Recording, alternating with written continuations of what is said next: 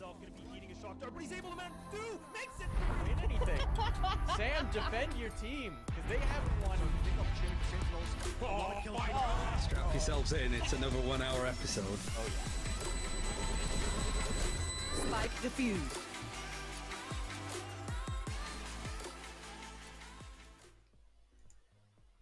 Welcome, everybody, to Press 4 to Defuse, your weekly spot for Valorant esports news and discussion. It's a remote episode today, which means you don't know if I'm wearing pants. And we've got a very special guest to join us, a evil cat coming on in to talk to us about game changes and all that fun stuff. Sam's here, but she's usually here, so that's not as special. Yep. How you doing today?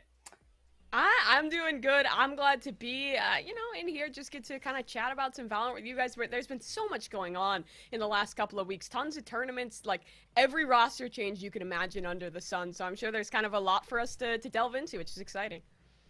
And Sam, how you feeling today? A little sad, because you told me I'm irrelevant. But that's okay, because we're going to talk about Valorant, and that always cheers me up. Not irrelevant, just not special. That's much better. Okay, because that's better.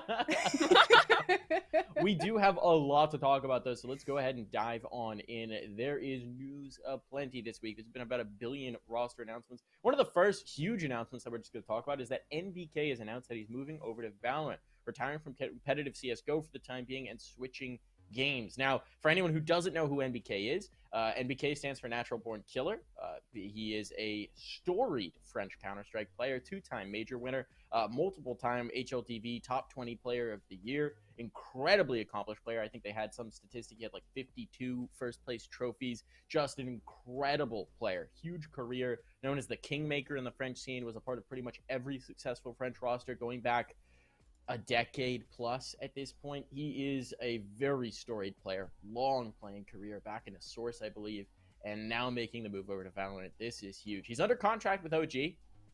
I don't think he's joining the team right away. I think he said he was going to take some time to learn the game before deciding on a team or a roster. But this is an enormously talented player. This is a guy who's built rosters, who's been in IGL, and now he's coming over to play Valorant. What do we make of this here, Mimi? I don't know. I mean, obviously, NBK, the name kind of speaks for itself, although things have been a little bit slower as of late with him in Counter-Strike, which makes me a little less surprised that he's going to try and jump ship a little bit here, try and get something done over in the EU scene for Valorant. And I think that there's been so many of these kind of super experienced CS pros that are slowly kind of whittling their way into Valorant. And I don't know, I'm excited. What slot is he going to find? Because I feel like for EU, a lot of these big teams are already pretty established. And with him still under contract for OG, I feel like it's going to be a while before we actually see this guy in the server, but I'm excited once it actually happens. Sam, what do you make of it? I think if he is being signed to OG, they could use a little bit of extra firepower. Yeah.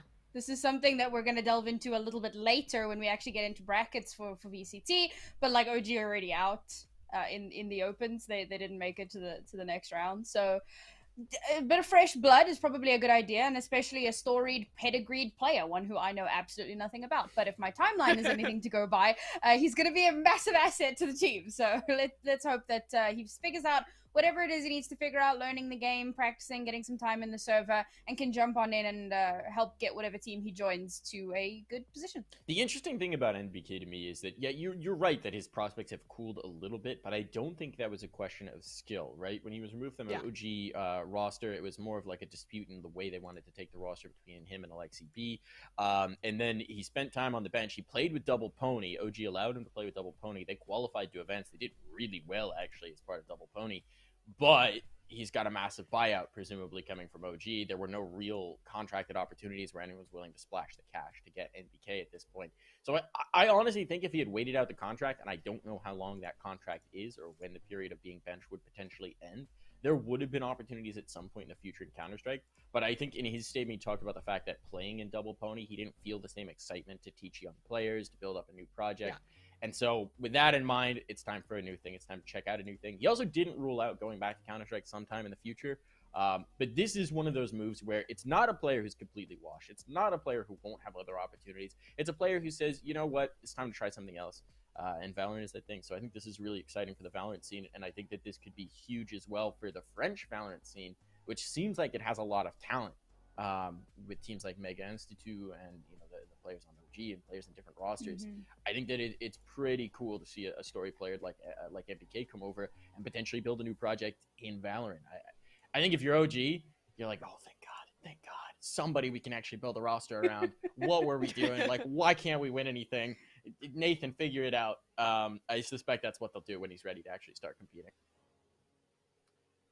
I think that he's just going to be able to kind of be like, I don't want to say like the dad of the team, but to an extent, because he does bring so much experience, even if he's, and the thing, like you mentioned, he's still a good gunner. It's not like he's completely washed out at this point. So I think that he can kind of help to train up young players. It's what he's been doing in CSGO for years, helping to establish these new rosters, helping to teach young talent and help people forward. He was playing under Alexi's calling, but he's also such a good caller in his own right.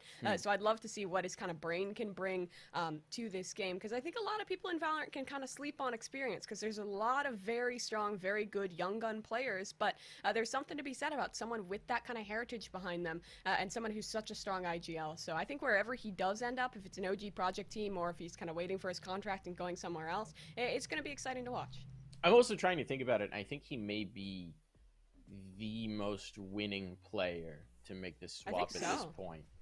I'm trying to, the only competition I think is from players like maybe Existence, but it's been a while since he had a trophy in Counter-Strike. Maybe Scream, but again, it's been a while since he had a trophy in Counter-Strike. I think MBK is the most accomplished player to make the swap at this point. Maybe Nitro, but again, the Liquid era was briefer.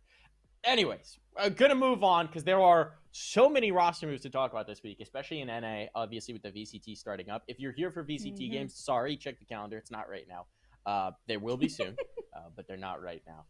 But let's get through some of these roster announcements. TSM, this is the roster move that shocked nobody because it was reported a while ago. They have confirmed Bang. Brax is out of the roster. Bang is into the starting roster. This is a 17-year-old wonder kid who's apparently going to just be the massive firepower upgrade. I don't know much about Bang. That's my full confession right here. Do either of you have the scoop on what we should expect from Bang? Yeah, so with Bang, he's been kind of tossed around a couple rosters that have never really been too successful. I think he was with Phoenix One for a bit back in the day. He was with Serenity for a bit. Like, this guy's been around the block on a bunch of these different squads, none of which have really found success. But he's kind of made his name as a bit of a pug star, as a bit of a player who's just so strong in kind of his individual aim, his individual gameplay.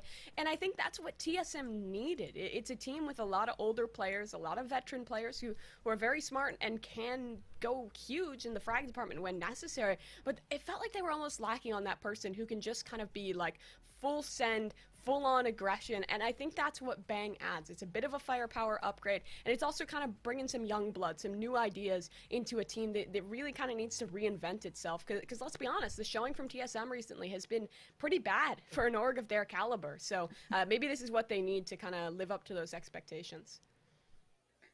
I think it's a great opportunity, specifically because Bang has been on some teams that have not had a lot of good results recently. They've been like decent-ish, and some of the teams that they've been beating haven't really been ones to, I don't know, sing praises about, I suppose. So it's a good opportunity to be on a team that's going to be playing teams of higher caliber and hopefully, you know, be one of those linchpins to help win out those matches. Because as Mimi said, I mean, TSM is a team that we talk about all the time for having just lost so much momentum since the game came out. And we've always been hopeful. Every time they make a roster change, every time we start a new season, we're like, well, maybe TSM have done some things. You know, they changed their coach, they changed some players, and it's like, ooh, maybe this time. And it's just never come back. The thing I found really interesting was TSM put out a piece of content that was like a sit down with 4 of the players or 3 of the players and Chet the coach with Myth and Lena, and it was actually a really interesting watch because it felt like they were being pretty frank about a lot of things. And one of the things they talked about in making the move to bring in Bang and to remove Brax was that they wanted aggression. In the words of Hayes, we have a few baiters on our team, was I think what he said. So they needed someone to get aggressive and just get in your face. And that's what they're looking for with Bang. They're looking to have kind of an entry, a kind of dynamic player who will really start to push the envelope and get aggressive with it. And also that was something that they talked about why they brought in Chet, talking about him just sort of calling out players when they mess up, being a little bit more willing to get confrontational, get up in their face as a coach and sort of force them to reckon with their mistakes a bit more. So I'm a little optimistic about this TSM now. Like, I know we've been burned before, right? Been burned before. Don't know if I wanna get emotionally invested in this team again, but I think there could be some interest there. I also thought it was really interesting, again, what Hayes was talking about, where he talked about, Cutler was the first one to be replaced, but he still fully expects to be replaced by some cracked 16-year-old at some point. Like, he just knows that is at some inevitable point in his future for this roster. He thought he'd be replaced by now. He's happy to still be sticking around. So I think that's an interesting mentality to have, of like, keep looking for that next young talent, that next cracked gamer who's going to shock the world. And I suspect that's what they're trying to do here with Bang. Ooh, moving on. All right. Anyone have any last thoughts on TSM before I scoot us along? No. Keep it rolling. We got so many to get through. Keep it rolling. All right. Now we're going to talk about some new rosters. T1 debuted their new roster. And I don't know. Hold up. Why is Spider there? So Spider was benched. No, Spider is on a medical leave of absence. Yeah, he burned his hand. He burned his hand pretty badly. He's in Korea recovering and getting his form back. I think he's just started playing the game again. Dawn from their academy team is standing in for Spider for the time being, but I believe the plan, because you could see the guy with the beard and the hair is not Spider. But I believe the plan is for Spider to come back into the roster as it stands now, and I think he's coming back to the US fairly soon. What do we make of this team? Should we just talk about it with Dawn first, and then we can talk about the addition of Spider? Sam, what do you make of this squad? I'm still really uncertain. I think Skadoodle has been a big question mark for a while. I know that he's been one of my favorite players since like just after beta, when like the Sage op on defense was like the most broken strat you could possibly have, and he was doing exceptionally well back then. But he's been kind of hot and cold a little bit. I think that Dazed is a good one. Curry is always good. Oh wait, Dazed is gone. Dazed is gone. I just noticed Dazed is in the top okay, right. Yeah. Brax is in. Yeah, Dazed is out. That is definitely an incorrect roster move. Where Ed gets 30 lashes with a wet noodle for that graphic. But it's okay. It's okay. Okay, with Brax, it's starting to make a little bit more sense. We got no Daze there. Daze was the very specific player that they cut to take the roster in a new direction. Okay. That was the big move. That is the big move. Is bringing in Brax, getting rid of Daze, which also makes me think like, what was going on between Brax and Daze there? That like Brax left the team and then Daze gets cut and he's like, "Yo, pick me up, bro." I don't know. It's been such a weird dynamic with T1. You said that we've been burned by TSM before. I feel like T1 has like walked into my house and set it on fire every time they announce a new roster. Like nothing has never worked out. They always have so much potential and it just never happens. And I think these moves on paper are good, but I'm not a fan of changing your roster every 2 weeks. I think you need a little bit of time to improve as a team and work together. Like you're never gonna fully know what that team dynamic could be, what you could make together if you're only sticking with it for 2 weeks. I understand why they're making these changes. Like the I forget his name, but the Mr. T1, John T1 in the video was talking about the reasoning behind his the changes coach, for David this Dennis? roster, and it makes sense. Yeah, David Dennis, that's the name I'm looking for. Thank you. So there was like some good reasoning behind these changes, but I don't know. I just feel like this roster's had so much inconsistency, and they have the right stuff on paper. Brax is such a good player, but this feels like a last chance for Brax. He's had so many opportunities to prove himself, and now this, I don't know, it feels like kind of the final road here if it doesn't work out on T1. I am going to be way more controversial than either of you and say that I think this roster is going to be lousy. And I really don't understand leadership from T1. And I think that they don't understand leadership either. And I don't understand their decisions ever. I thought that the video was really telling, the announcement video, especially the part where you talked about the fact that Curry's taking over leadership, which I mean, maybe it'll work out, but it's a complete unknown. And it's like their logic, their rationale for why Curry should be the IGL is they're like, he plays the game a lot. Like, he plays a lot of ranked, so he knows the meta. So what are your other players doing? What? Do they not play what are they playing Blues? Like, what are they doing? It's their job. Like know the Minecraft, meta. Play the game. Like, I get it. Maybe he's just a super grinder, and that's crazy. And but that would more speak to mechanical skill. Like, you don't need to grind ranked for 3,000 hours to know how to call in pro games. Like, that's not helpful. Ranked strats don't work the same way. Like, this is the worst logic I've ever heard for why someone's your IGL. If your thing was he has a really fresh approach to the game, like we really love the way he sees it, that's one thing. If it's like he plays a ton of ranked, what? I don't. And you've also got Automatic right there, who I don't know what's going on with Automatic in this game, but he called back in CS for a time for that Cloud9 roster fairly successfully. Like, it wasn't great, but he actually has experience calling before.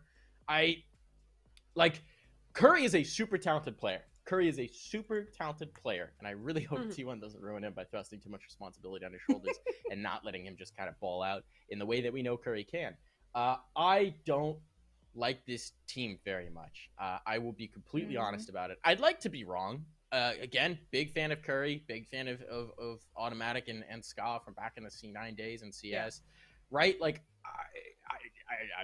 I would like to see this team do well. I don't think they will. I don't think this team will do well. I don't think they have clear direction. I don't think they know what they want to do. Every time I see David Dennis talk about the team, I think he knows less of what to do with the roster. Like, I'll be completely honest. I was suspicious of that signing from the beginning, and everything I've heard about T1 management just makes me think, like, what's your plan? Like, what? I don't know. Maybe I'll be wrong. I'm starting to understand the fraud thing a little bit more. Maybe I'll be wrong in a month when they come out and rock in VCT, but I'll go ahead and stake my hot take here, which is that they're gonna be bad. Yeah, this feels like Team David Dennis to me. This doesn't feel like Team these specific 5 players. It seems like he's like in the back lines, like being the little puppet master and making all these decisions and then like changing things every 3 seconds. There's no time to really get a team rolling. They're switching around the IGL constantly. Like, nothing makes sense. Every decision from T1 just always has like my brain like fried. I almost feel like it's, and this is going off of some of the stuff that we've seen from Fraud talking about before, which I will say, everything that Fraud says about a former organization should be taken with a grain of salt, because he's clearly a guy who doesn't part on the best of terms with a lot of people that he works with. So, but I still think it's indicative of like what's going on behind the scenes. I kind of think it's a situation where my guess, this is complete conjecture, is that there's a lot of input from management. There's a lot of input from the GM. There's a lot of input from this, that, and the other thing. And so part of it is maybe David Dennis is just getting scapegoated, where they're like, we're going to do this thing. And David Dennis is like, let me figure out how to explain this one. I don't know. I just don't get that team. I'd like them to be good, but they haven't been really since they, I mean, I haven't been that excited for this roster since they cut Crashies and Food. Honestly, I was just thinking that. Like, they lost their biggest potential when that happened. When they brought in Automatic, it was like, okay, that's awesome. And brought in Curry, like, that's talent, but I don't know. Just haven't done anything. I will say, it was pretty clear that Day's calling style was not working in Valorant. It just wasn't working. He just wasn't working. So maybe removing that, addition by subtraction, changing up the format, whatever Curry's going to do will work more in the meta. That would be cool. I don't know. We'll see. Moving on to the next one. Sam sends me a note that says, hey, we need to speed up a little bit. You're absolutely right, because we're going to rant about some more rosters. Next roster debut, and you both cast them in the last 2 days. So we're just going to go with you two for this. Evil Geniuses have debuted their new roster. Yeah, Mimi, you were casting them literally last night. So talk to me about Evil Geniuses. Are they any good? That's that's the wrong. picture. That's NRG. That's the wrong picture. Uh-oh, the wet noodle's coming back out. It's all right. There we go. There we it's go. all right now. But EG, man, I don't know. It just felt like unmotivated. They got 13-2'd by EZ5. EZ5, this isn't even the roster that was practicing before. This is like a pug. They brought out Governor like just for fun yesterday and still managed to 13-2. Didn't they win the whole thing, EG. though? Yeah, they also won the whole tournament. I'm not trying to go down on them, but I'm saying it's like, it's EG. They're obviously putting a lot of money into this game. There's such high expectations for this roster, and just nothing is working. They're keeping Temp, they're keeping Potter. I don't necessarily hate that. I know a lot of people were clowning on Potter, but after that one like game where she let's be honest, she had a terrible game. It was okay from her, but just overall, the team, like the coordination didn't look there. Roka's just like being this Reyna one-trick kind of guy, and he's doing well at it. Like, he's getting his frags, but the team just doesn't look coordinated right now. I don't know if it's growing pains with the new roster, but I don't know. My hopes aren't super high. If they're going to get something done, it's going to be in T2. I don't think they're making a run at the VCT. Yeah. Sam, what do you make of it? I think there's some definite potential there. Like, Branted was doing some amazing things over the last couple of days. He really impressed me. And then Temperature, I mean, we know, like, he's always been a really solid player. The biggest question mark has been Alexander and dropping him from the roster. And like, I've seen that everywhere as well. It wasn't just me, thank God. But a lot of people have been just like, question mark?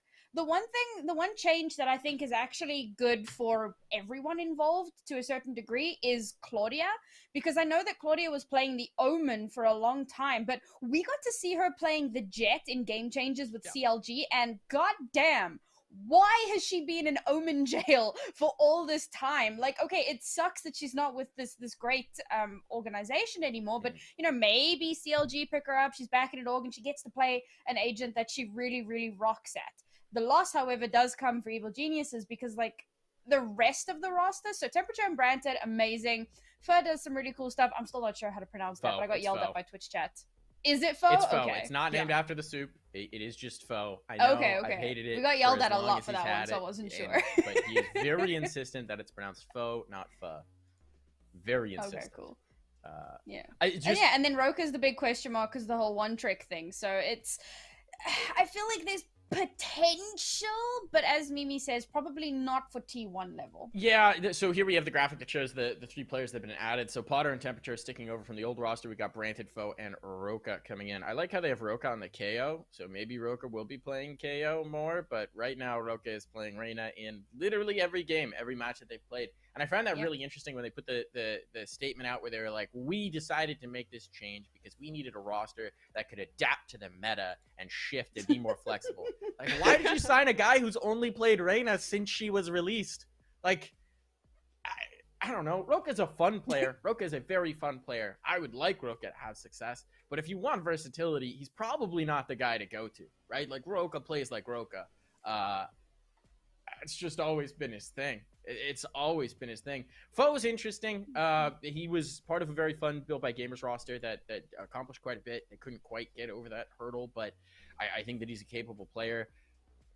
Branted actually looked pretty snappy last night from what I managed to see of the games. It was funny. I was writing this outline and I was writing the bit about the Evil Geniuses roster while I was watching them get 13-2 to Unbind, and it was just, it's brutal. I just don't understand where they think they're gonna like what level are they aiming for, you know what I mean? Because as you said, Mimi, I imagine EG is putting some substantial money towards this because of who they are as an organization. I suspect their budget is strong. I don't know, obviously I do not have the inside details on what these players are getting paid relative to the competition, but this is not a roster that's going to Berlin. I'm confident in saying that. No, definitely not. So what are you building your roster for? You know, where are you trying to compete? That's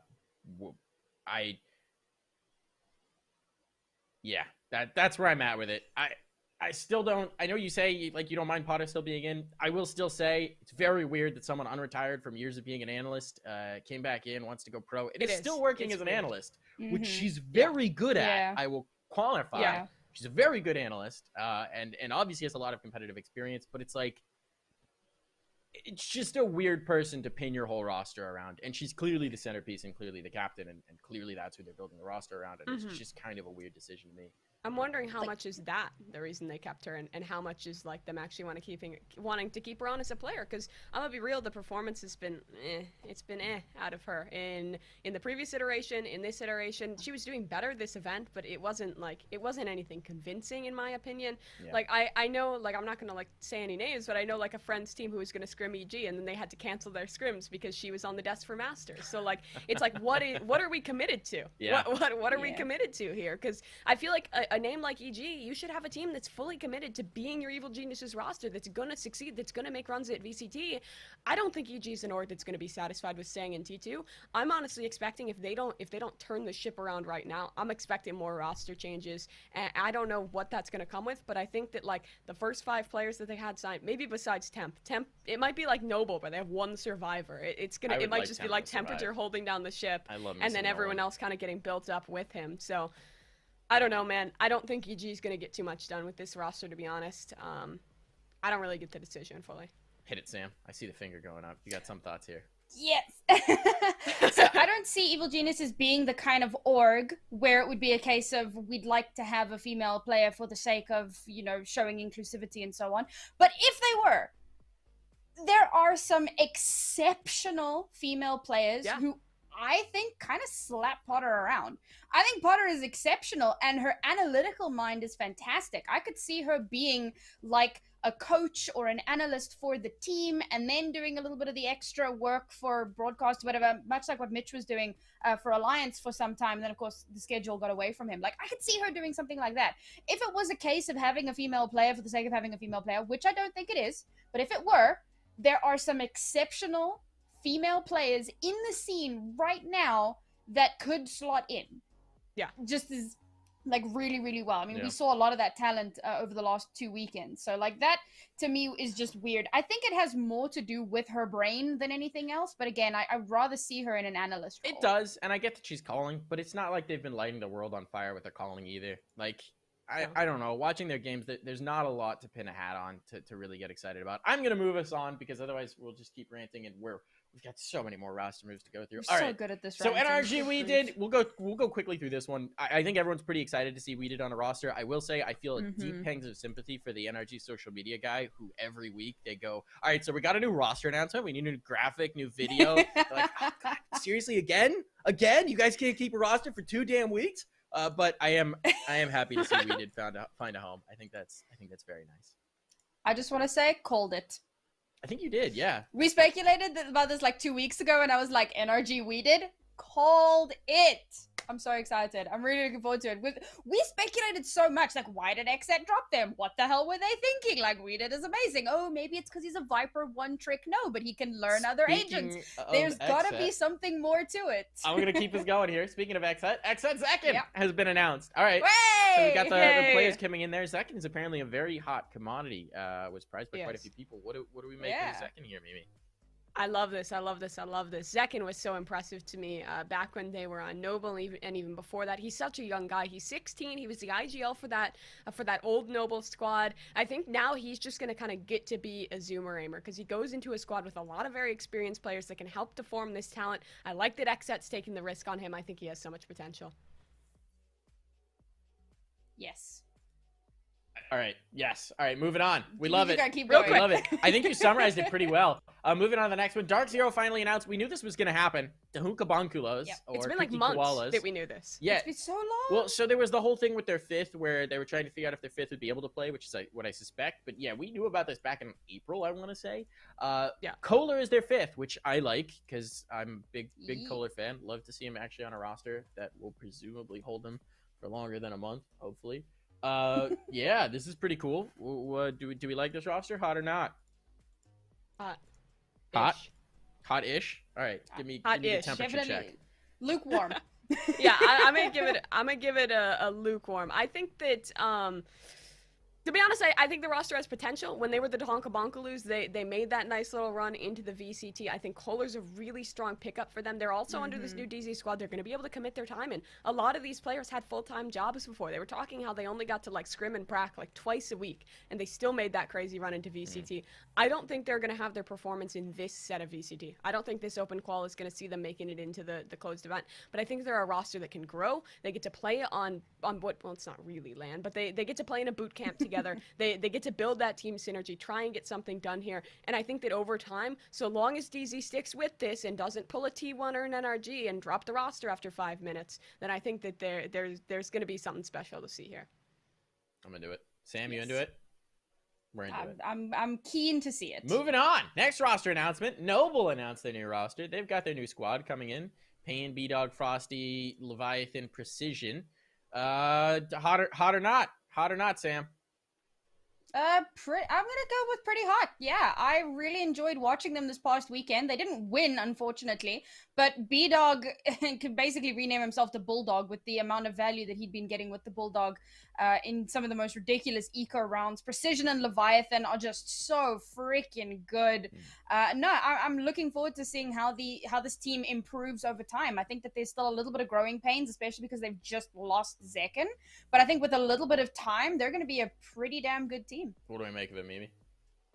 I'm kind of in the same boat. I'm glad to see Levi finally find a home. He was a player that's been on my radar for a long time playing with EZ5. He's such a good Sova. I think he's a good addition to this squad. I think keeping Precision around as kind of that sole survivor of the last Noble roster is great. We saw his performance last night in the monthly. He was absolutely popping off, trying his hardest to put his team in his backpack in that grand final. I think that there's going to be some growing pains. I'm not actually sure who's calling for this roster because there's not a lot of, like, most of these players aren't like, they don't have like one of those like crazy CS veterans who's kind of automatically going to be that caller. So I'm not sure who it is, but I liked what I saw yesterday. They were bringing out some creative stuff. They had a no duelist comp on Breeze, so I think this team can get something done. Liquipedia doesn't know who's calling either. I was going to check to see if they got the scoop. They don't know. Yeah, Nobody I mean, knows. I think this will be fun to watch. I don't know if this is a roster that's going to. I mean, yeah, I don't know if this is a roster that's going to be ready to like break into the top 10 or compete at the top. But I am interested to see. There's a lot of talent. There's some young players. There's some interesting names. We'll see how they mesh. They are also qualified for the summer champs, which is fun. So we'll definitely get to see them there. Moving on, Koala Noob is just Koala now. He's been signed to Ghost Gaming, and that was the promise once he joined a pro roster. I like that. That's the photo they used for the announcement. They're like, "Hey, Koala, we need a photo." He's like, "All right, I got you. Bathroom mirror selfie, real quick. This is fine. This is what I need for my professional debut." Come on, guys. Come on, get your mom to hold the camera. Step it up a bit, Like, please. do something. Go get your buddy, or just put it on the nightstand. Set a timer. Do it that way. I believe in your resourcefulness. Dude, I like Koala getting an opportunity. This is a guy who impressed back in CS, has impressed at Valorant. A lot of young potential there. I think this is going to be a pretty spicy pickup. What do we make of it? Yep, not much more to add to that, to be honest. I feel like Ghost Gaming could use a little bit of a kick up the rear just to keep pushing forward that little bit more. So adding a little bit of extra firepower is always a good idea. But apart from that, it's the waiting game. Wait and see. Yeah, Alright. we got to talk with, I got to talk with the coach of Ghost Gaming yesterday, and he was talking about how Koala, he kind of started off as like a jet op one trick, and that was his thing, similar to what he was in CS, just a very good kind of young fragger, star player type beat. And now in Valorant, he just kind of had this epiphany. He switched on over, he started playing the Killjoy, the Viper, all these different roles. He's slotting into them well, but he's also someone who can just pull out the jet op at any time. So I feel like he's a really multifaceted player, and for a lot of these like just strong tier 2 gunners who haven't had their opportunity, I think Koala is a good example of what to do.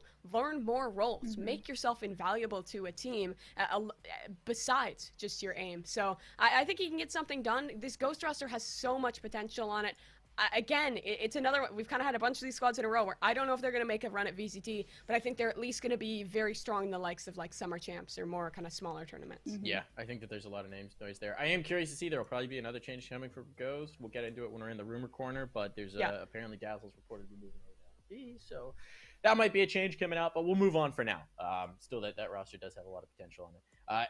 Ans is back to Overwatch. We've had another player leave. Yeah, Daps went back to coach CS. Ans is going back to the San Francisco Shock. I guess the grass isn't always greener on the other side. This is another example of somebody leaving T1. I don't want to get back onto my hating T1 train, but I just don't understand what their plans are ever. I will say that I think the biggest issue there was they stuck him on the academy roster, which I don't know if he knew that was the plan at the time. And I still remember we discussed this way back when it happened. Like, you're on the top Overwatch team in the world. You're probably making bank. You've got to be given a good incentive to move. And then to just kind of be shoved onto the academy roster, like, he probably just decided, all right, well, I'm done with this. I'm going to go back where they appreciate me. I almost wonder whether the deal was, because I thought the whole point of that academy roster was to get him used to playing Valorant and like teach him Valorant and then move him onto the main roster. I almost wonder whether there was like a clause in his contract or something where it was like, I'm either promoted to the main roster in X months or I'm a free agent. Because that would have made sense to me from his perspective. I don't know. What do you make of it, Mimi? I don't know. I don't want to delve back into my T1 hate train, just like you said. But I don't know. Overwatch is probably happy to have him back. Yeah.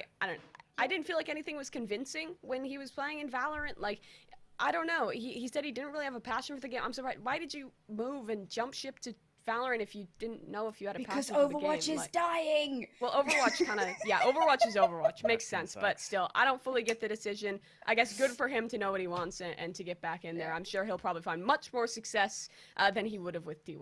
I think he also had a prime opportunity, which is, oh God, the name's escaping me, Sam. You'll probably know this off the top of your head. I think a star DPS for the Shock just retired. And so there was a void created on that roster for him to go back and fill. Let's see. San Francisco. If you tell me the name, I'll know it, but I don't keep up to date with Overwatch news. It was like some like big tracer No, I'm guy, not. I remember. I don't know. One of my friends who actually cares Striker. about Overwatch still. Striker left the Yeah. San Francisco Oh, Shock for and real? retired. Yeah, Striker's Damn. gone. So Ans is going Okay. back to fill that void. So it's a prime opportunity as well to come back in and be the hometown hero, if you will. Moving on. Back into here we're into the female rosters. TSM FE benched Zoe after Game Changers. I don't know much about this, but I've got the Game Changers crew on right now, so hit me with the hot deets about what's going on here.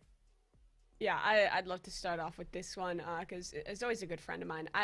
This isn't from her, so I'm not like exposing anything. This is just kind of my speculation. But this roster had like 15 IGLs on it. You had Kath and Athena, both veterans from CS:GO, who both called sometimes over there and wanted to call over here. Zoe on her first Valorant roster was the IGL, did pretty well at it, so it was also there. And I think there was just kind of a leadership butting heads in this TSM roster. It was kind of this a little bit of like argument back and forth in who's in charge, who's going to take this. It started off as Athena, then it was Kath, then Zoe got her chance to call, and then Kath kind of took that role back over, and Kath's kind of the captain. This is kind of her team, so I have a feeling that this is probably some internal stuff, because Zoe's performance was really good in that last event. She's such a good player. She's still pretty young. She's still pretty new to the competitive scene. She's a good IGL.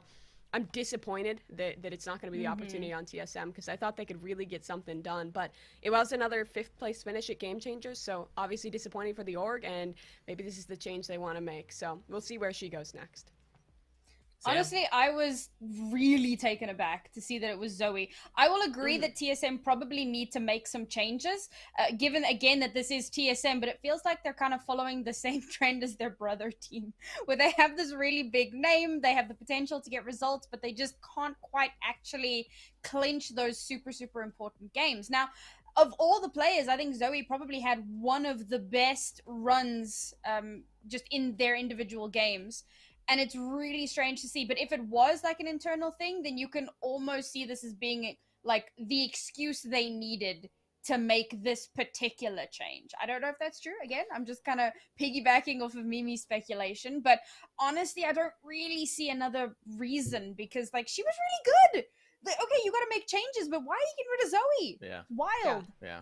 Too many cooks, maybe, but yeah, always a bold move to drop young talent. Speaking of making changes, despite a fairly good result, Shopify got rid of their coach. Lilicious is out, gone. Bruh. Do we know what's going on there? I saw a lot of just why was the general consensus I saw from the Twitter sphere. Sam, what do you make of it? It's very confusing. So he was a coach for Mamba Mode when they were getting like ridiculously good results. Then he swapped over onto the Moon Raccoons Black roster, and they continued to get phenomenal results. They got that, what was it, 3rd or 4th place or something? Third. 3rd place at the previous Game Changers. Like, they performed out of their minds. Then Moon Raccoons announced that they were leaving, and everyone was like, oh, where are they going? And they just kept consistently getting really good results. They came into the next Game Changers, they snagged 3rd place again, so a massively consistent team. And then as soon as Lilicious left, he was like, oh, I'm looking for opportunities. And then like a day or two later, he tweets out, okay, guys, whoa, I'm getting so many offers right now. I can't even keep up anymore. I don't have time for all of you. I'm so sorry. Like, this person is a hot commodity. Why the fuck did they drop him? Dude, I'm so confused. I'm so confused. I'm not gonna, like, again, this is speculation. I'm not gonna leak anything, but I have a feeling it had to be something personal or something about team dynamics. Because something had to have happened, because there's no reason that off of the performance alone they're gonna drop this guy, because he's been the coach since they were built, but not like second built butter, like the first built butter. I feel like we're talking about like ancient Chinese history with like all the different dynasties. But when it was the first built butter roster, like in like January, February, he got on with them. He's been coaching them ever since. They've been growing these results. They've been getting those 3rd places. They've been doing well at the smaller women's tournaments, and I don't know. The only conclusion I can draw is that there's something about the team dynamic, or he did something that caused the org to want to drop him. I don't know what that could be, because he's, at least in the past, been a pretty strong coach. So who knows? It's got to be something weird that we're not going to be able to like exactly point down. It does feel a little weird. We're going to move on here. We've got a couple of EU roster announcements. There weren't many, because obviously VCT has kind of already begun. G2 announced Kellox. We knew he was going to be coming in for a while. This is not a surprise. This was rumored for a little bit. Piff is out. Kellox is in. Hot takes. Quick hot takes. I feel like we've already talked about this, but we'll hit him with the quick hot takes. What do you think, Sam? Mixwell has been playing Sky, and it's just the funniest thing. Like, he's doing well on it, but just seeing it happen is just, it's like rolling up to a game and seeing Wardell on Sky. It is very jarring. It just makes sense. And it kind of does when you think about it for a moment. Yeah, I mean, Kellogg's a great player, and G2, I checked the bracket a moment ago. They have, in fact, qualified for the closed, so they're doing better than they were previously. So I'm guessing this is a good move. Feels good. I don't really have too much to add. G2 had their dynasty. They really fell off. Maybe this guy is what they need. I think freeing up Mixwell is big because Mixwell is such a strong player. Him on Sky, yeah, like you said, it just feels wrong. I think this could be an addition. So, I don't know what to expect out of G2 because there's so much more EU competition now, but who knows? Looking at that, at those matches, he played Sky in the first map, top fragged, and he played Viper. Snake! It's Metal Gear. He just grabbed his Nokia and started playing Snake. Viper, and also top fragged in the second map, and it was a 13-3 and a 13-6 over a team named Cream Real Betis. So nice result for G2 to qualify into the close. We'll see if they can keep going against different competition, but that is certainly a nice early result. Okay, moving on to our next EU thing. Draken is back in Guild. This is minus Draken plus Draken. They never even added somebody else. They were like, Draken, you're cut. Then they tried to get a free agent. They were like, shit, there's no one better. Draken, you're back in. Hell yeah. Roll it back. Like, genuinely, what the hell happened here? Was it like they had somebody they were trialing and then they kept trialing and they were like, oh, this guy sucks. Why did we cut Draken?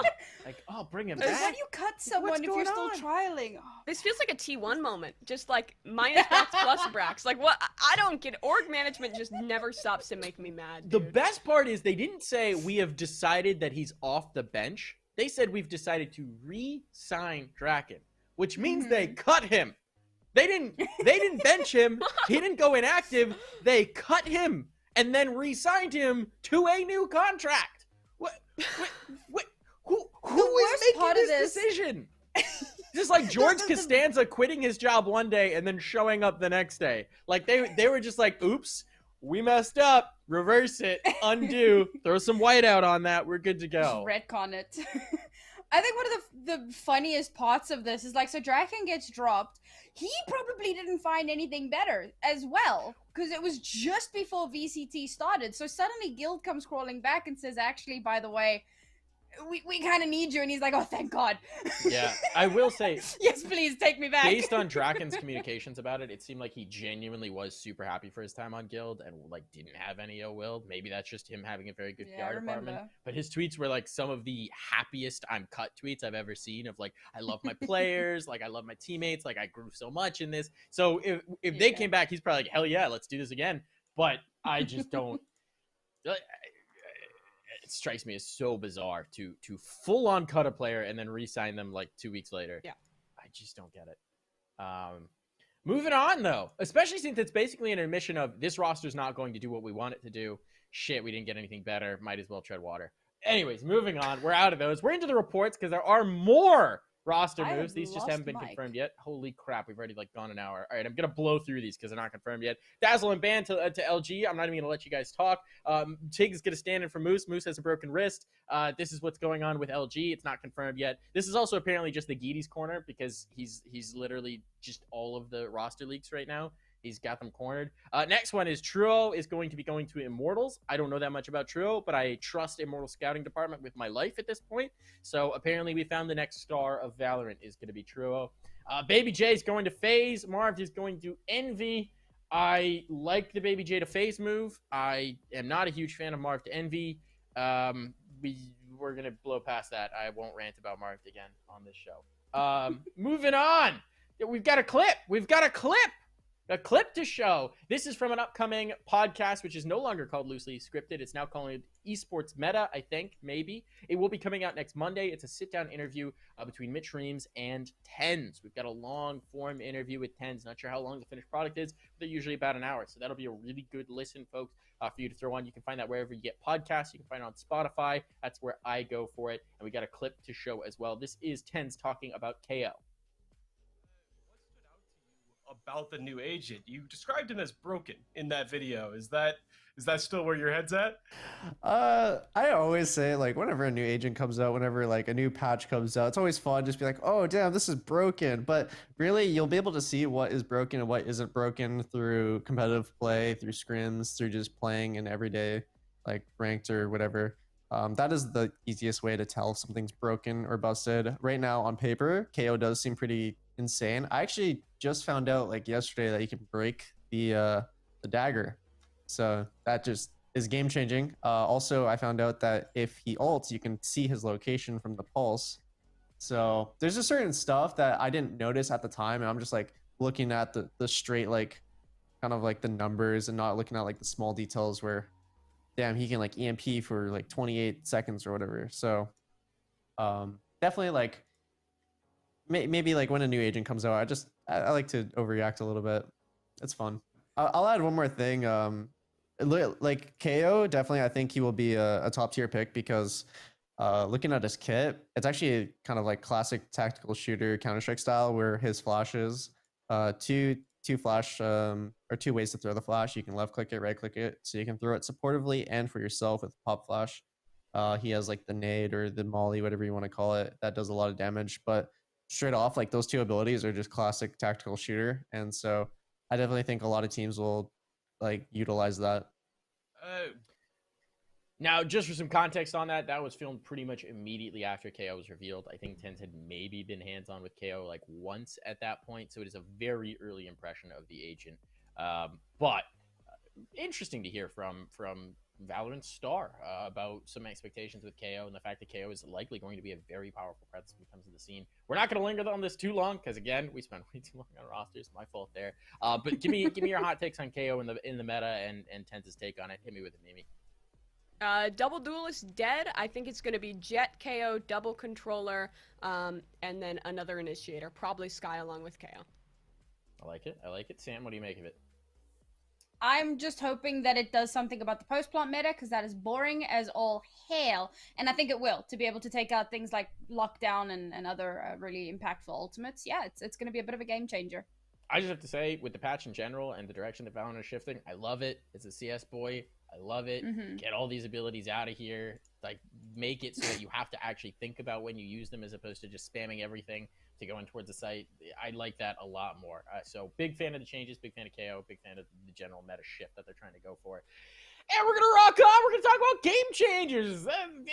This is the thing. You both cast game changers this weekend. We had a lot of information about this. Cloud9 White just pooped on everyone. Again, they dropped one map in qualifiers. One map in qualifiers. I was watching a little bit of the interview Mel and Lexi had in back chat where they were talking about it and how every event they want to make the gap larger between them and everybody else. Pretty dang good. That Cloud9 White team didn't really take a step back without Katie. So, I mean, Cloud9 supremacy. Do we feel about that, Sam? I just want to remind everyone, I remember before Game Changers started, one of the questions you yourself posed, Mike, now that Katie is gone, are the teams going to come and take over and, you know, TSM and whatever. And I was like, okay, but Jazzy is still a thing, though. Yeah. And I've been saying this since, like, September last year with the Ignition series, because people don't remember that event. All they remember is like, yo, Katie joined this team and they're like amazing. And it's like, okay, but Jazzy was the under 16 prodigy that absolutely dumpstered on everyone back in the Ignition series. She is still a thing, and she continued to perform, did some amazing stuff. And again, I mean, just Cloud9 White, they dropped one map. It's the first map that they've ever dropped against a female team, and that was to Shopify Rebellion. But for the rest of it, it was a completely clean, uncontested run for the most part. I think CLG probably pushed them the absolute furthest. It was a really, really great tournament to watch. But yes, C9 White just continue to reign supreme. It's getting kind of boring at this point, I'm not going to lie. I feel like a couple other takeaways besides just C9 being really strong. People are sleeping on CLG, man. That last Game Changers, For real. the whole storyline, it felt like we were all busy talking about Moon Raccoons, we were all busy talking about Shopify, how they're like the Kingslayers because they got it so close against C9. And then both Game Changers, they've been 2-0'd by CLG. They've been destroyed by CLG. This one was pretty darn dominant. It was nowhere near as close as it was last time. So, man, CLG, especially now with Claudia, now that she's out of Omen jail, like you were talking about, she looks so incredible on the Jet. I think that this squad, maybe they're the ones to upset C9. Yeah, Shopify took the map, but it's such a young team. They have the experience in KP because she played a lot of CS. She's played on LAN and CS, and now she has a good bit of experience in Val as well. But everyone else is super young. I think they still can crumble under pressure sometimes for the Shopify roster, and I think that's what we saw here. Like that upper bracket final, I casted it, and it was just like 13-2, 13-4. I think like it didn't look like Shopify was even putting up a fight. So they need to fix their inconsistency issues. Well as for CLG, they're Mr. Consistency. They strive in that lower bracket. They're always going to be able to make these runs under pressure. And I think it's because they have people like Benita on the team who just draw so much history, so much experience to kind of center her team and get things going. I think they have a bright future for the CLG squad. Yeah, there's also... I think the reason... Sorry, go ahead. Okay. I was just going to plug the articles. I'm cutting you off. I'm plugging the articles, then we're going back to your thought. Wow. There's a couple great articles on nerdstreetgamers.com under the news session. Or is it just nerdstreet.com now? Now it's just nerdstreet.com. They keep changing things up on me. Yep. Nerdstreet.com/news. There's a couple really great articles coming from Game Changers. There's a Cloud9 White interview about their state and win. There's also a great CLG Red interview where Benita talks about the fact that this narrative that she thinks keeps robbing CLG of their deserved success. And she talks a little bit about some of that beef with Cloud9 White as well, where there's some weirdness between those two teams. It does create a very interesting rivalry going forward. It would be really cool to see CLG make that rivalry more competitive. All right, back to your point, Sam. Okay, so one of the reasons that I think that everybody's been sleeping on CLG is because of the fact that the roster still hasn't been cemented yet. It's been like this kind of mishmash of trying to figure out who they're going to be playing with. Now, Benita, obviously, so she actually played under the GX3 banner with Claudia Potter and, of course, Ali and Ms. Harvey back in the FTW. Then a little bit later on, she got signed to CLG, and she's been slowly building the roster. And we even had her on the show shortly after the first Game Changers, where she said her whole thing is to slow it down, choose the absolute best possible players that she can for this team and make sure that they can succeed. So coming into the first Game Changers, they only had, I think at the time, they only had 3 confirmed players. Chobo actually only joined officially after the first Game Changers. And then they had Animal standing in at that time. So it was difficult to build up a narrative. And even coming into the second Game Changers, we're like, okay, cool, this is the team that came second in the previous Game Changers, but they've had some changes. They've still been trying to work out their roster. So how much weight do we actually put on them? And they brought Claudia in, who was absolutely monstrous. I think that people will start to take them more seriously once it's a solid 5. I think it's very difficult to take a team seriously. No matter how good you've been performing, you start to be viewed, and I'm not saying this is my view, I just want to preface that, but people start to view you as a bit of a puggy team. They're like, well, we can't take you seriously because you're not set in stone, so to speak. Once they get that confirmed 5th, who I really hope is going to be Claudia, people will, like, the narrative will 100% change. Would you agree with that, maybe? Yeah, I think, first of all, I think CLG is going to be doing a little trolling if they don't pick up Claudia, because she is so good. Clearly, Evil Geniuses doesn't want her on their squad anymore, so they can just pick her up straight away. She slotted in so well. It was almost like, it's not exactly the same, obviously, but it felt like when Ten started playing with Sen, it's just like, you get this crazy Jet player, you just let him do crazy Jet things and pop off, and that's exactly what she delivered for this squad. Their Icebox, which has always been strong, was so much stronger with Claudia, because she's just a player who's not afraid to get aggressive and shut things down. And I think the female scene is actually lacking in players like that. Like Jazzykins for sure is one of those players, but I don't feel like there's a whole ton of those like psycho Jets the same way like the open scene has like a dime a dozen Jet op players. So I thought that most teams never had a counter for Claudia, and I think she's the perfect addition to CLG here. I think that unless Shopify really fixes things up and solves their inconsistency issues, they're going to stay as a strong second place. Yeah. Or a strong 3rd place, I guess.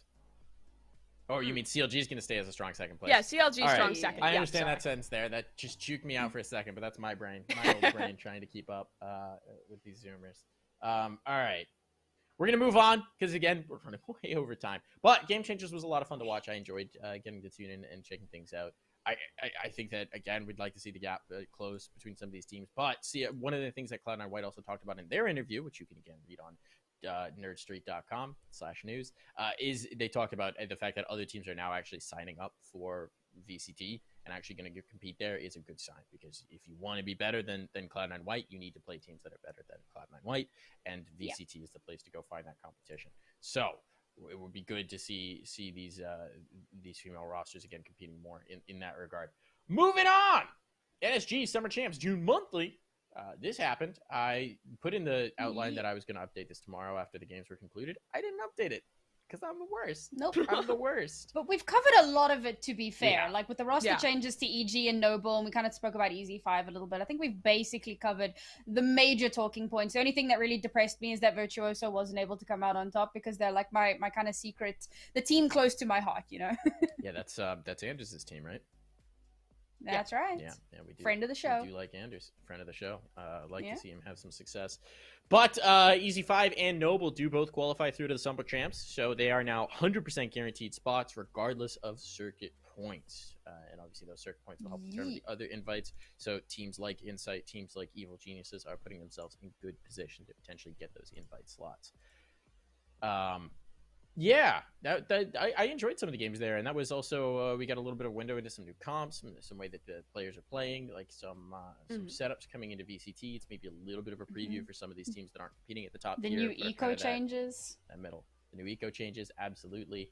And speaking of which, we're into the VCT. We're gonna start with EU since they've actually already started. EU is ongoing right now. We've got the teams that are qualifying through to the closed portion, which, as we were talking about beforehand, is just a continuation of the tournament. I don't know why they differentiate between open and closed since they just run them back to back. It's just one tournament. It's just challengers.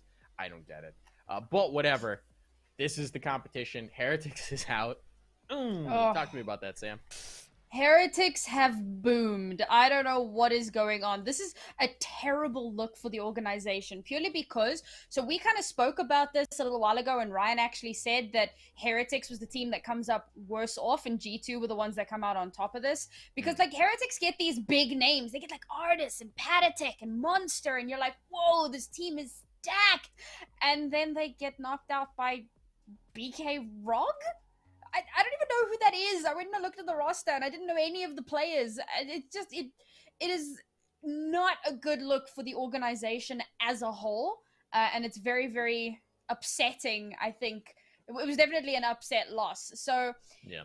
I don't know. I'm really worried about Heretics. They've just made these massive swap-ups. And I'll be honest, I'm kind of expecting some more in the not too distant future, especially if they want to make something in the future, like, because this is last chance, right?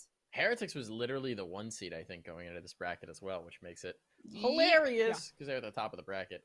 From a like madness chaos perspective. What do we make of that, Mimi? I don't know. I don't follow EU probably as much as I should, but I know that Heretics should be winning these matchups. And EU right now, the scene feels so volatile in way of some of these top teams. Like G2, they were going crazy for a while. Now they've fallen off. And Heretics, it feels like they're falling apart a little bit. This team is definitely gonna have to go back to the drawing boards. There is another chance to qualify still, but if they don't make it in, what's left? Because they've already made changes and nothing's really working. Also, I'm just realizing at this point, I think all of the matches have concluded, so we do know who's going to be through to the close. Is it all of them? Yeah, I looking at VLR, it seems like all of them have now concluded. So BK Rog is making it through. Team Sampai beat Mega Stitu, so they're going through over the Frenchies. Wave Esports is going through. That one's the expected one from that bracket. Edelweiss upset Average Joes, who will be moving through. Giants Gaming are through. That's not an upset there. Rix.gg are through, expected. A team called Malik upset Heat, so that's a little bit of a let's go surprise. Malik. So that one's kind of interesting. Big have won, again, expected result there. Alliance we should be on the next bracket because that's not the qualified teams. Like they go to the next bit. There we go. Yeah. There we go. Now we've got a completed. All right. So these haven't all concluded. So all the first concluded. match, have they? Because my VLR says they haven't. From what I'm seeing, they've all I only have concluded. about half coming in. Really? Yeah. Yeah. So I have Wave, Big, which makes sense. Unfortunate for Malik. They were a pretty good team from the UK and Ireland region. They competed in ESL very recently.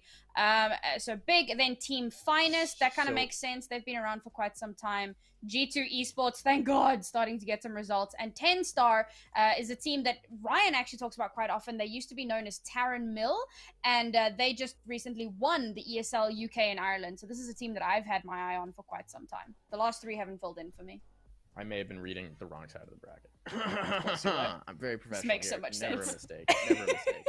Never a mistake here on the Press Forward and Defuse show. We're perfect. Flawless. Your turn for the wet noodle. Flawless, baby. 20 lashes. 20 lashes with a wet noodle. Okay. So there you go. All right. There's your info on the bracket. But there's more upcoming if we can roll on to the next one. Yeah, there it is. So the winners of these are going to go up to face these teams, who, of course, were the teams that were invited to the closed qualifier based off of points. So Guild, FPX, BDS, Ascend, etc., etc., etc. Because they had really good points, Heretics didn't make it in because they made such big roster changes. So they didn't have enough points once they'd like cut half their team. So Team Vitality was kind of the quote-unquote leftover team that had the higher points after Heretics to get invited in. So yeah, these are the teams that are going to be played up against once these couple of games finish up. That'll be happening in, I don't know, like an hour. I just had the dumbest thought. For a joke, and you know what? I'm gonna leave it. I'm not gonna do it. No, you know what? I'm gonna do it. If Team BDS ever picks up a female roster, do you think they're gonna go by Team M and F? So then you'd have BDSM. Oh, all right. There we go. It was a terrible joke. It was absolutely heinous. BDSM I'm sorry. and It F. occurred to my brain. I had to do it. We're moving on. We're moving on here. So that's EU. Let's pop on over to NA here to wrap up the show. This is going to be our last thing. So that's the bracket. Holy cow. Yo, that's a lot of teams. That's comment on it. He is absolutely correct in that regard. There's a lot of teams here. Hit me with some matchups you're excited for here, Sam. So obviously Sentinels in version 1 get 2 bye rounds, so they will go directly into the round of 32. EG versus Some to Prove will be an interesting one because I think that could be fairly evenly matched. And of course the winner is going to go up against Sentinels. And then Sonics versus NRG, the potential rematch there. And then again, the winner of that will face Sentinels. Another Envy will likely take on T1. 100 Thieves will likely take on TSM. Version 1 will likely play either LG or Complexity, barring any like major upsets. Ambox likely versus Genji. Then we're looking at BBG versus Rise potentially, and the winner of that will play C9 Blue. Again, likely. These are all just kind of my predictions. And I'm really hoping for NRG versus Virtuoso in the very bottom bracket. And then, of course, the winner of that will very likely play Immortal. So there are some very spicy potential matchups. That's exciting. Any particular matchup you're excited for, Mimi? Ghost versus T1. It's not going to be a decider matchup to make it in, but I don't know if T1 wins those, to be honest. Ghost has been looking good. They have Koala now. I think that's a very exciting upset for me if it happens. The winner of that does have to face Envy, and I don't think either of those teams win over Envy, but something crazy could happen. Who knows? I could also see over on the 100 Thieves side of things, we have TSM versus 100 Thieves. TSM new look roster with Bang. I feel like 100 Thieves still wins out. It's a vote of confidence for me that they haven't made roster swaps, that they're sticking with their 5, that they're like, we're hunkering down. We're going to fix things up. We're going to come back stronger next time, whereas TSM, they just brought in Bang. Although I think they are also playing on Boot Camp too, which is cool. So, I don't know. I definitely favor 100 Thieves in that one. I think 100 Thieves can make a run in this tournament. They've been a team that's slowly been improving, and I like that they're kind of sticking around with their roster because it has so much potential. But TSM as well, they have a lot to prove in VCT here because they have not been making close qualifier events, and a team like TSM really needs to be doing that. Yeah, absolutely. I think the matchup I'm most excited for is Ambox versus Genji. I'm an MCE fanboy. If he's still in chat here, Matt, I haven't seen one of your teams play in too long. I'm very excited to see what the team looks like with Nature on the roster. So we'll see what they could do. And also, Ambox feels like they've got some good momentum behind them. I don't know what I'm basing that on, but I just feel it deep in my pores. So I think that one's going to be fun to watch. I think that could be a pretty entertaining matchup. And I think there's going to be a lot of fun matchups across the board. Those games are going to start tomorrow at 5 p.m. Eastern time. If you're trying to figure out when that's happening, it'll be on this channel because it's Nerd Street, baby. NA Valorant. And EU's going on right now if you want to go check that one out. Nah, for EU Valorant, which is far more interesting. Don't worry about it. Report things that are on this channel, Sam. Know who pays your bills. No EU. Wow. No, I'm kidding. Are either of you casting VCT this weekend? I am casting it Thursday, Friday. Sam's region locked. She's in region locked jail, so she can't cast on NA, unfortunately. But it's me and Tanner tomorrow and Friday for the open qual. So good luck. I feel so bad amazing for you, Sam, in my stead. You have to do really well on my behalf. I'm gonna put on a Sam cosplay for tomorrow. I'm gonna represent her for NA. You gotta get the pink purple eyeshadow going.